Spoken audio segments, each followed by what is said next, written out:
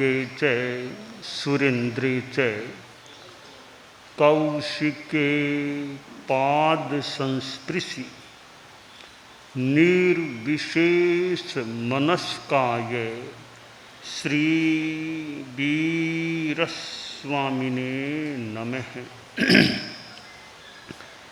आरहत वाङ्मय में कहा गया है, अयम साहसी ओ भीमो दुष्टस्सो परिधावई। हमारे जीवन में आत्मा नाम का तत्व है और दूसरा तत्व है शरीर। एक आत्मा है, दूसरा तत्व है शरीर। आत्मा और शरीर दोनों का मिश्रित रूप हमारा यह वर्तमान का जीवन है। आत्मा और शरीर में अंतर है। आत्मा स्थायी है, शाश्वत है, और शरीर अस्थायी है, अशाश्वत है। आत्मा अविनश्वर है तो शरीर नश्वर है। आत्मा कभी नहीं मरती। कोई भी शस्त्र आत्मा को काट नहीं सकता, कोई भी अग्नि आत्मा को जला नहीं सकती। तो ऐसा यह आत्मा नाम का तत्व है, वह नित्य है, स्थायी है। शरीर अस्थायी है। शरीर और आत्मा का योग है तो हमें वाणी भी प्राप्त है, पंचेंद्रिय शरीर है, संगी मनुष्य का जीवन है। तो आत्मा और शरीर और साथ में वाणी भी है और मन भी है। यानी आत्मा के ये तीन कर्मचारी मान लें, शरीर, वाणी और मन।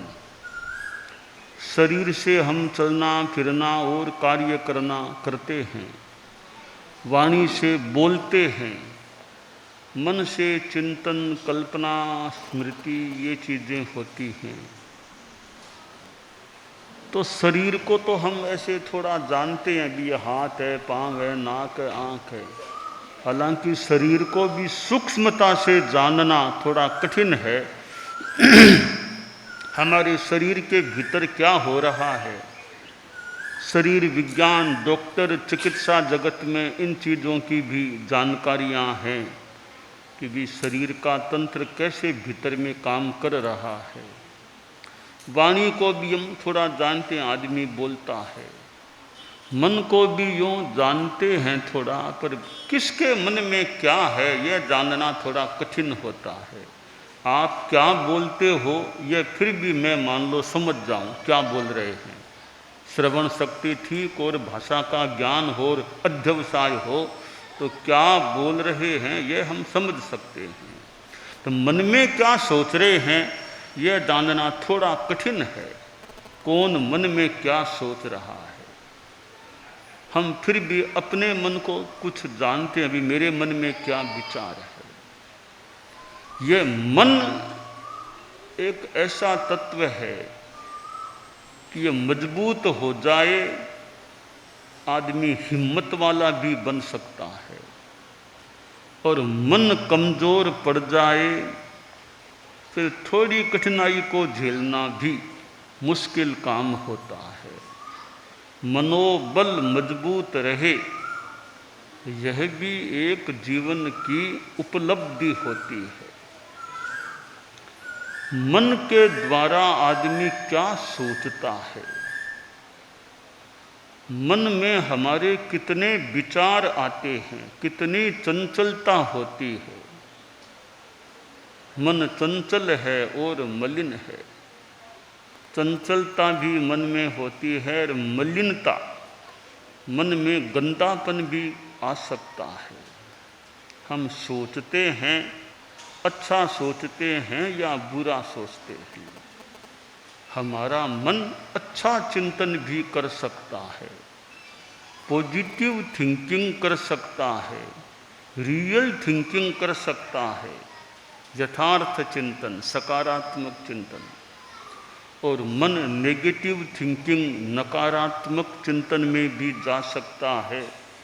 मन किसी दूसरे के बारे में अनिष्ट करने का विचार कर सकता है, और मन में इच्छाएं, कामनाएं, लालसाएं भी आ सकती हैं। जो मन वाले प्राणी हैं ज़्यादा पाप वे ही कर सकते हैं, जो मन वाले प्राणी हैं ज़्यादा धर्म भी वे ही कर सकते हैं। दुनिया में दोनों प्रकार के प्राणी हैं, मन वाले प्राणी और बिना मन वाले प्राणी। ये कीड़े मकोड़े, मक्खी मच्छर, पेड़ पौधे, ये बिना मन वाले प्राणी होते हैं। हम मनुष्य हैं, ये पशु हैं कई, ये मन वाले, देव नारक, ये मन वाले प्राणी होते हैं। तो मन वाला प्राणी ज़्यादा धर्म भी कर सकता है और ज़्यादा पाप भी कर सकता है। बिना मन वाला प्राणी न ज़्यादा धर्म कर सकता और न ज़्यादा पाप कर सकता। तो हमारे मन की दो समस्याएं हैं। एक तो चंचलता, बहुत तरह तरह के विचार आते रहते हैं। काम तो कोई करना है, सामने विचार क्या क्या आ जाते हैं। ये पंखा चल रहा है, इधर भी पंखा है, ताड़ियाँ घूम रही है, पंखा कितना चंचल है। ये ताड़ियाँ चंचल हैं, पर ताड़ियों के हाथ में क्या मूल इनको घुमाने वाला तत्व दूसरा है। ताड़ियाँ तो सामने आ रही है, मूल घुमाने वाला तत्व सामने नहीं है, वो तत्व घुमा रहा है। तो मन हमारा चंचल है, तो मन को चंचल करने वाला तत्व कोई अंदर बैठा है। वो राग द्वेष ये भाव हैं, ये मन को चंचल कर देते हैं और मलिन भी मन को कर देते हैं। मन की चंचलता कम हो। एक दार्शनिक आदमी एक गांव में आया, पूरा कहीं कहीं भाषण किया करता था। एक गांव में उसका भाषण रखा गया। भाषण के बाद प्रश्नोत्तर का थोड़ा समय रखा गया कि कोई प्रश्न पूछना हो तो पूछो। तो कई युवक थोड़े पढ़े लिखे थे यूँ गांव के, वे आए आगे, हम आज बड़े दार्शनिक आए हैं, प्रश्न पूछे इनसे। तो एक युवक खड़ा हुआ कि महोदय, मेरा प्रश्न है, दुनिया में सबसे बड़ी चीज़ क्या है? सबसे बड़ा दुनिया में क्या होता है? दार्शनिक ने कहा, सबसे बड़ा आकाश है। आकाश से बड़ा दुनिया में कुछ भी नहीं होता। जो कुछ है वह आकाश में है। ठीक है। दूसरा युवक खड़ा हुआ, बोला कि महोदय, मेरा प्रश्न है कि दुनिया में सबसे कठिन काम क्या है? दार्शनिक ने कहा, सबसे कठिन काम है खुद की पहचान करना। अपनी पहचान करना, यह बहुत कठिन काम है। कितनी साधना करते करते कोई खुद की पहचान हो सकती है। तीसरा युवक खड़ा हुआ, बोला, महोदय, सबसे आसान काम क्या है? दार्शनिक ने कहा, सबसे आसान काम दूसरों की फालतू निंदा आलोचना करना आसान काम है। कोई किसी की निंदा कर लेता है, पूरी बात का पता हो न हो, बस 2-5 आदमी बैठे उसकी निंदा, वो ऐसा वो ऐसा, तो निंदा आलोचना करना बड़ा आसान काम है। चौथा युवक खड़ा हुआ कि महोदय, मेरा प्रश्न है, दुनिया में सबसे ज़्यादा गतिशील कौन है? दार्शनिक ने कहा, सबसे ज़्यादा गतिशील आदमी का विचार, आदमी का मन है, वो सबसे ज़्यादा गतिशील है। कि कहाँ से कहाँ के विचार आ जाते हैं। एक जगह बैठा आदमी कहाँ मन से अमेरिका चला जाता है, और कहीं कि वो वहाँ मेरा परिवार है, वो है। तो मन में कहाँ कहाँ के विचार आ जाते हैं। हम चलते हैं, चलते चलते भी दिमाग में विचार आ जाते हैं। खाना खाते हैं आप लोग, हम लोग जो भी खाना खाते खाते भी कई विचार दिमाग में आ सकते हैं। रात को लेटते हैं तो दिमाग में चिंतन विचार, तो विचार चिंतन कितना चलता है। यह है मन की चंचलता है। इस चंचलता को कम करना चाहिए। हम भगवान का नाम लें, जप करें, माला फेरें, कोई उपासना करें तो भी विचार आ जाते हैं। एक कोई आदमी यूँ सूर्य की उपासना किया करता था। रोज सुबह सुबह सूर्य के पास आधा घंटा 40 मिनट बैठ जाता, कभी खड़े खड़े ध्यान लगाता, सूर्य की उपासना, सूर्य के सामने खड़ा होता सुबह सुबह। एक दिन वह कोई नदी के किनारे कहीं जाना था, सोचा मेरा टाइम हो गया, सूर्योदय हो गया है तो उपासना करूं। तो नदी के किनारे ही खड़ा हो गया और पूर्व की ओर मुंह करके सूर्य के सामने ध्यान लगाकर यूं खड़ा हो गया। एक वहां सन्यासी बाबा भी आया हुआ था, बड़ा ज्ञानी बाबा था। उसने एक दो लोटा पानी लेकर उस सूर्य की उपासना करने वाले में उछाला, पानी फेंका। तो उस उपासना करने वाले ने आँख खोली कि भैया क्या करते हो, मुझे डिस्टर्ब क्यों कर रहे हो, मैं सूर्य की उपासना में लगा हुआ हूँ, पानी डाल डाल कर मुझे बाधित कर रहे हो, डिस्टर्ब कर रहे हो। तो सन्यासी बोला, डिस्टर्बेंस मत मानो, मुझे यह बताओ अभी तुम खड़े खड़े क्या कर रहे थे। कहा देख लो मैं तो सूर्य के सामने खड़ा था। कि ठीक है, शरीर से तो यहीं खड़े थे, आपका मन कहाँ था, मन में क्या आ रहा था। तब उसने ध्यान दिया, अरे मन तो मेरा कहाँ चला गया, तो बता मन में क्या आ रहा था।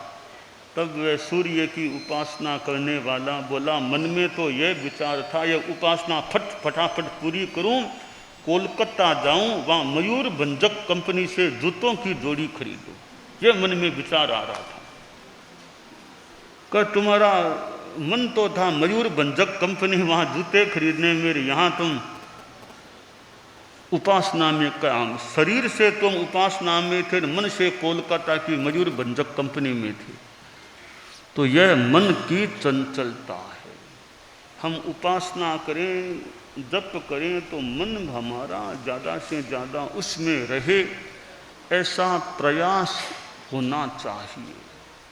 और मन में कलुषित विचार आ जाते हैं तो हमारे पाप कर्मों का बंधन भी हो जाता है, हो सकता है।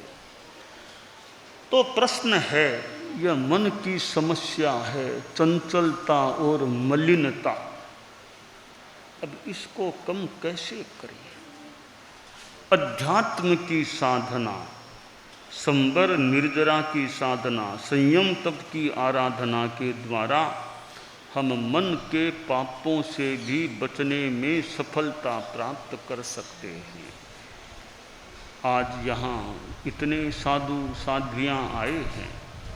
अब साधु साध्वियों ने जीवन भर के लिए जो ये संयम का अभिग्रह स्वीकार किया है, हिंसा, झूठ, चोरी आदि आदि का प्रत्याख्यान किया है, तो यह एक संयम की साधना, प्रत्याख्यान करके पालना संयम की साधना, और साथ में तप, इससे आत्मा निर्मल बनती है और मन भी हमारा कितना संयमित रह सकता है। मन के लिए मेडिटेशन, योग, ध्यान का भी प्रयोग, कि कैसे हम ध्यान करें।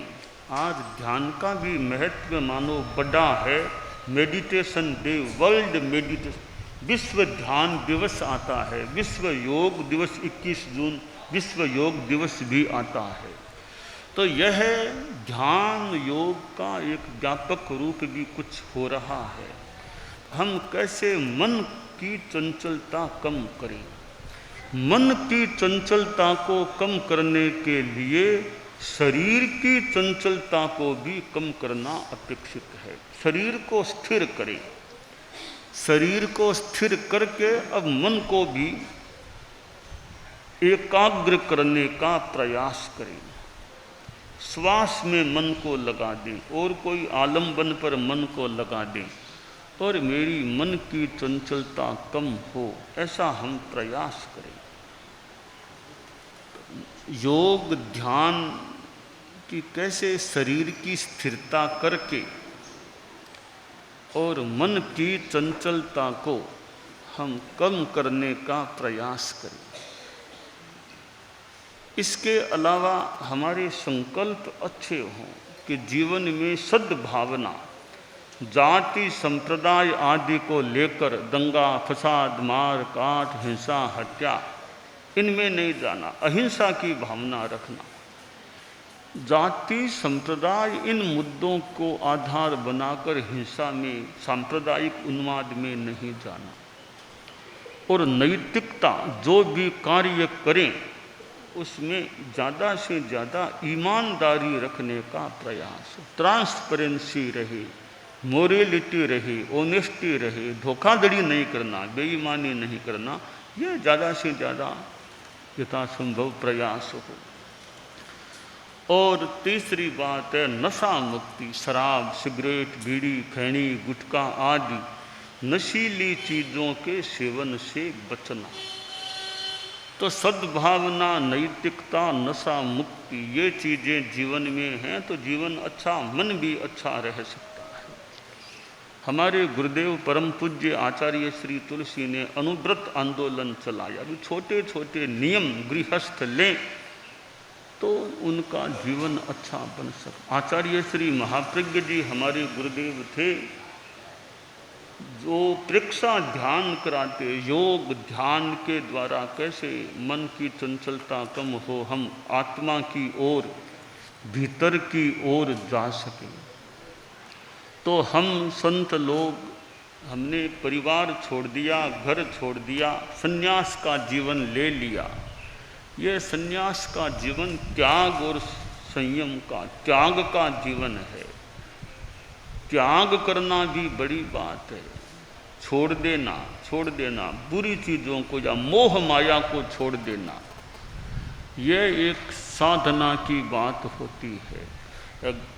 घर छोड़ दिया, संन्यास ले लिया, फिर भी माया मोह माया में मन है तो साधना की परिपक्वता होने में एक बाधा भी उत्पन्न हो सकती है कि साधु सन्यासी है, मन मोह माया में लगा हुआ है, परिग्रह में, पैसे में, रुपये में, हीरे में, सोने में, चांदी में मन अटक गया है। तो अटक गया तो फिर अब वो सिद्धि मिलने में कठिनाई हो सकती है। साधु के पास ये चीज़ें, फिर साधना में मन कितना लगे, वो मन बस इन चीज़ों में लगा रह सकता है। एक गुरु और चेला दो जा रहे थे, यूँ गांव यूँ यात्रा करते, प्रवचन करते, सत्संग करते। चेला था तो छोटी उम्र का, युवा अवस्था का ही था, तो साधना में जागरूक था। गुरुजी यूँ अच्छे थे तो थोड़ा मोह माया में चले गए। तो वे गांव में जाते तो चेले से बोलते रे, ध्यान रखना, स्थान सुरक्षित है ना, सेफ है ना, कोई खतरा तो नहीं है ना, कोई सामान ले तो नहीं जाएगा ना, ध्यान रखना। तो गांव, फिर अगले गांव जाते भी स्थान सुरक्षित है ना, कोई सामान ले न जाए। तो चेले ने सोचा कि इन दिनों में बार बार गुरुजी बोलते हैं स्थान सुरक्षित है ना, कोई सामान लेने, पहले नहीं बोलते थे, इन 1-2 महीनों में बोलने लग गई। क्या बात है। गुरुजी को हालांकि उम्र आ गई है, 70 पार हैं, इतने वर्ष से मैं साथ में हूँ, पहले कभी नहीं कहते सुरक्षित है ना, स्थान आराम से रहते। अब 1-2 महीनों से बार बार भाई स्थान सेफ है ना, खतरा तो नहीं है ना, कोई सामान तो नहीं ले जाएगा ना। सोचा ध्यान दूँ, क्या बात है।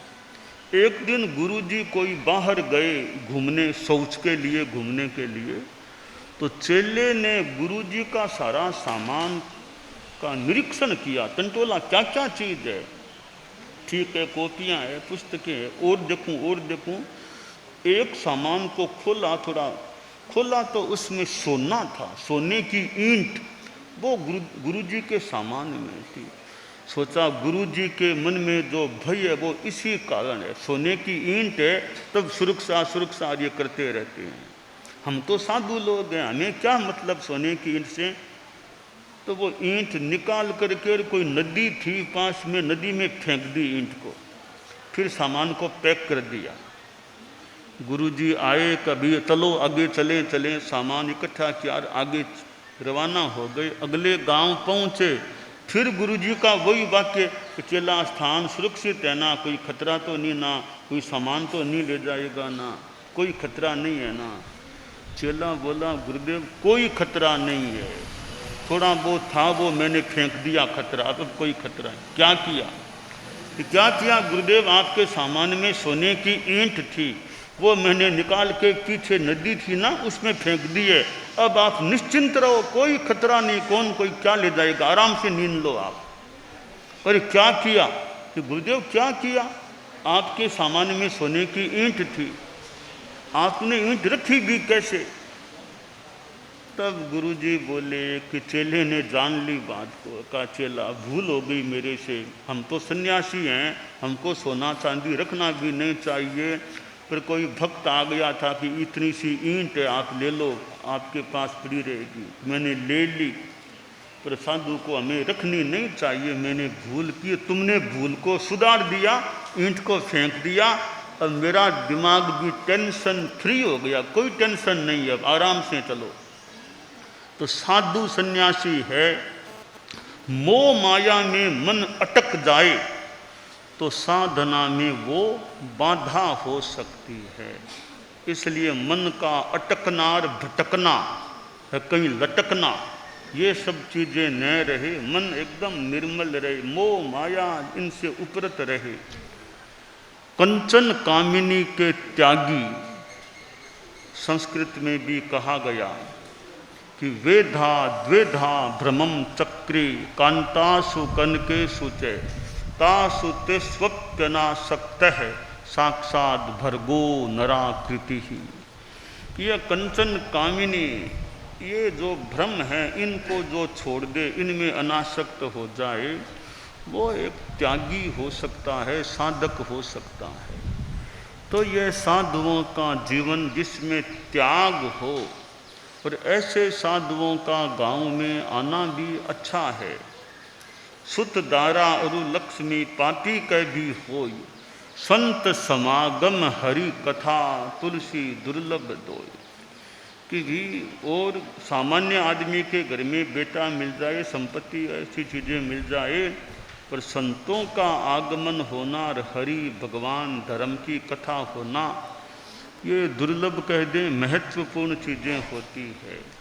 और संतों की संगति थोड़ी देर की भी बढ़िया, कितनी बढ़िया, थोड़ी देर की, एक घड़ी आधी में पुनि आध, तुलसी संगत साध की हरे कोटि अपराध। कि साधुओं की संगति एक घड़ी भी मिल जाए तो भी बढ़िया, कि एक घड़ी नहीं मिले तो आधी घड़ी की भी बढ़िया, आधी की नहीं तो उसमें भी आधी चौथाई घड़ी की भी बढ़िया। तो थोड़ी देर भी संतों की संगति है, कोई ज्ञान की अच्छी बात सुनने को मिले, तो पापों का हरण करने वाली वह संत संगति हो सकती है। तो यह संतों की संगति भी बढ़िया, त्यागी संत हो।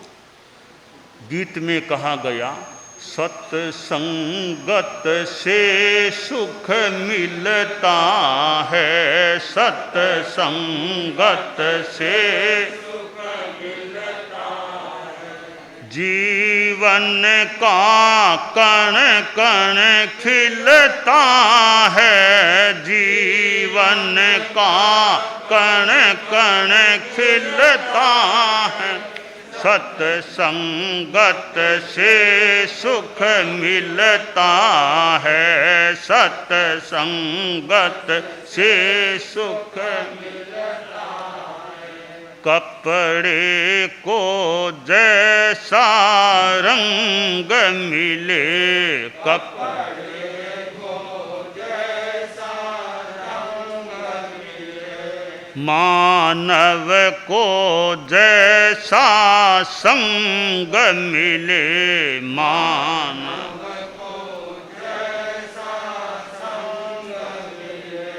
बस उसी ढंग से ढलता है, बस उसी ढंग में ढलता है। सत्संगत से सुख मिलता है, सत्संगत से सत्संगत से सद्ज्ञान मिले, सत्संगत से सद्ज्ञान मिले, सत्संगत से भगवान मिले, सत्संगत से भगवान मिले। दीपक से दीपक जलता है, दीपक से दीपक जलता है। सत्संगत से सुख मिलता है, सत्संगत से सुख मिलता है।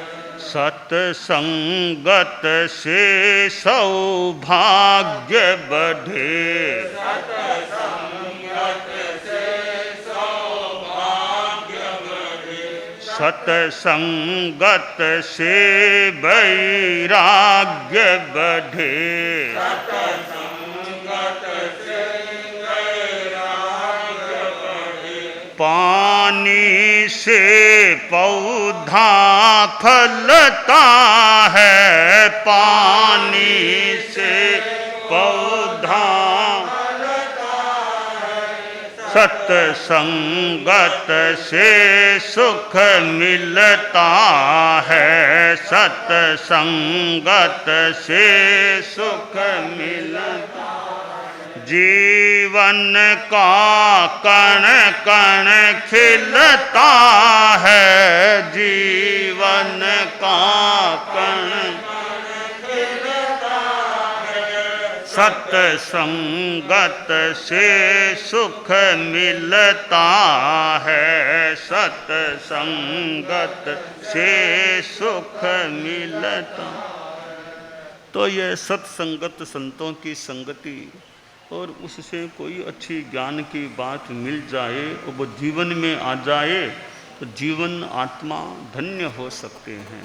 तो हम 3 बातें बताया करते हैं जो मैंने बताई भी संभवतः। सद्भावना, नैतिकता, नशा मुक्ति। सद्भावना की प्रतिज्ञा है, मैं सद्भाव पूर्ण व्यवहार करने का प्रयत्न करूँगा, यानी दंगा फसाद मार काट हिंसा हत्या में फालतू नहीं जाना। दूसरी प्रतिज्ञा, मैं यथासंभव ईमानदारी का पालन करूंगा, जहाँ तक हो सके बिजनेस धंधा लेन देन में ईमानदारी रखना।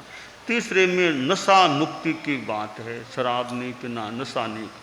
तो ये 3 चीज़ें प्रतिज्ञाएं या 3 चीज़ें खासकर उम्मेदपुर के जो लोग हैं कैसी लगी, अच्छी लगी या कैसी लगी हैं? अच्छी लगी।